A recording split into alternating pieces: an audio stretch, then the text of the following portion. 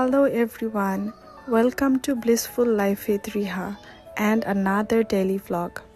আজকে আমি রান্না করব মাটন ভুনা আর সাথে থাকবে খিচুড়ি। আমি মাটন ভুনাটা প্রেসার কুকারে রান্না করব। সো ফার্স্ট আমি অলিভ অয়েল দিয়ে দিলাম, গোটা জিরা, আস্ত গরম মশলা যা যা লাগবে, তারপরে দিয়ে দিলাম পেঁয়াজ। সব কিছুকে আমি সটে করে নিব। দেন আমি দিয়ে দিলাম আদা রসুন বাটা, তারপর হলুদ, লাল মরিচের গুঁড়ো, ধনিয়া জিরা আর সাথে গরম মশলা সবগুলোকে আমি তারপর ভালো করে নেড়ে মশলাটাকে ভালো করে কষিয়ে নিব। আমি অলওয়েজ আমার মশলা 2 থেকে 3 বার পানি দিয়ে তারপর কষাই। যখনই উপরে একটা মারুনিশ রেড কালার তেল ভেসে ওঠে, then I am ready for the next step. তারপর আমি আস্তে আস্তে আমার মাটনের মাংসগুলো দিয়ে দিলাম। তারপর আমি এই মাংসটা 10 থেকে 15 মিনিট ভালো করে কষাই। কষানোর পর যখন মাটনের গায়ের যে পানিটা ওটা পুরো যখন শুকিয়ে আসে অ্যান্ড তেলটা ভেসে ওঠে, তখন আই গিভ দ্য পটেটোস।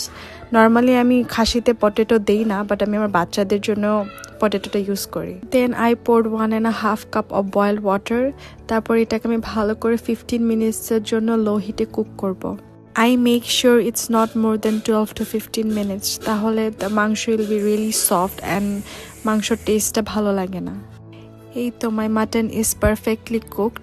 এখন আমি এখানে একটু জিরা ফাঁকি দিয়ে ভালো করে স্টির করে 2 মিনিটস আবার কুক করে দেন এটা আমি নামিয়ে ফেলবো।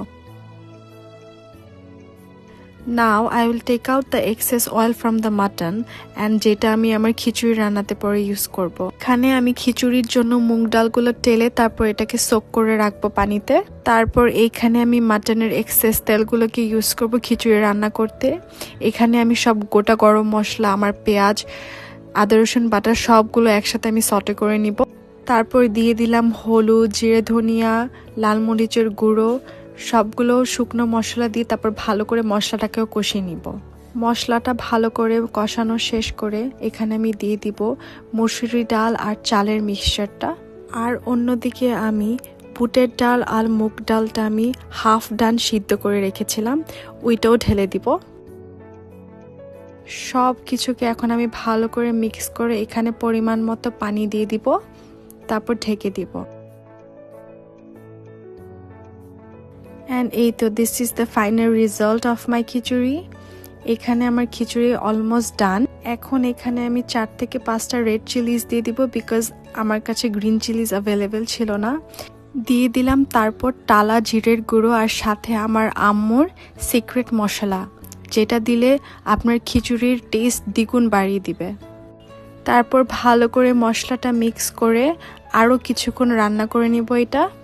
অ্যান্ড লাস্টলি আমি কিছু ফ্রেশ ধনিয়া পাতা আর দেশি ঘি দিয়ে দিব, যেটা আপনার খিচুড়ির টেস্ট আরও বেশি আমি করে দিবে। অ্যান্ড এই তো আমার রান্না শেষ। আশা করি আপনাদের আমার রান্নার রেসিপিটা ভালো লেগেছে। Do let me know down in the comment box.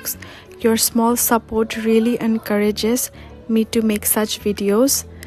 অবশ্যই জানাবেন আপনারা কি টাইপের ভিডিওস দেখতে চাচ্ছেন next ভ্লগে, or you guys can also suggest me আমার কি টাইপের ভিডিও করা উচিত। I will really appreciate that. দেখা হবে আবার নেক্সট ভ্লগে। Till then, আল্লাহ হাফেজ।